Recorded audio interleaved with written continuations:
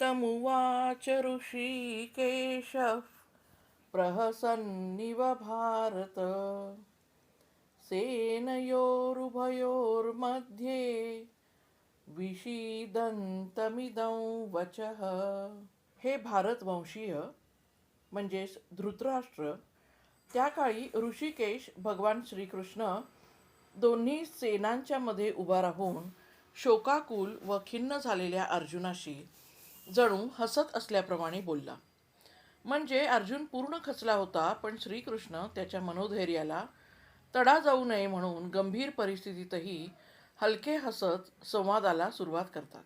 आपल्याला या श्लोकातून काय बरं शिकवण मिळते? कठीण परिस्थितीत हलकं वातावरण तयार करणं महत्त्वाचं असतं. जेव्हा एखादी व्यक्ती नैराश्यात, भीतीत किंवा संभ्रमात असते, तेव्हा तिला उपदेश न करता हलकेपणाने, शांत चेहऱ्याने बोलणं जास्त परिणामकारक ठरतं. समुपदेशकाचा म्हणजेच काउन्सिलरचा चेहरा महत्त्वाचा. इथे समुपदेशक आहे श्रीकृष्ण. आज मानसशास्त्र सांगतं की काउन्सिलिंग करताना ताणलेला कठोर चेहरा नको, तर उबदार स्मित आणि स्वीकारणारा चेहरा समोरच्याचा ताण कमी करतो. आणि श्रीकृष्णांनी हाच मार्ग घेतला. नेत्याने म्हणजेच लीडरने संकटात धैर्य दाखवणं आवश्यक असतं. जेव्हा सगळे सैनिक, सहकारी किंवा कुटुंबीय खचलेले असतात, तेव्हा नेत्याने घाबरलेला चेहरा दाखवला तर इतर लोक अधिक खचतात. पण नेत्याने जर शांतपणे हसतमुखाने परिस्थिती हाताळली तर विश्वास वाढतो.